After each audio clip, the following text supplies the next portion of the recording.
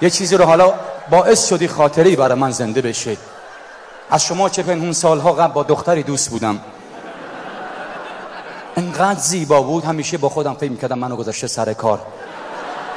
آخرم خودم باهاش کات کردم، کثافت فکر کردم من مسخره ای اونا، کلا باهاش کات کردم. دوستی میگو پل طبیعت بودیم، از دور دیدم دوست دخترم با 2 تا از دوستاش در تدارک خریدن آب میوه هستن. پشتش به من بود، اون 2 نفر رفتن آب میوه بگیرن، این نشسته بود.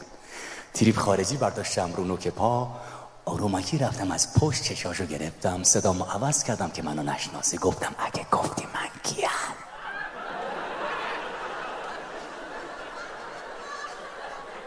اگه گفتی من کیم؟ گوی چند دقیقه دستای منو مالید، اسم 50 تا نره خراب بلا منم با همون 60 تا چشاشو در آوردم که اینجاست، میگه 60 تا دستا انرژیزا باشه.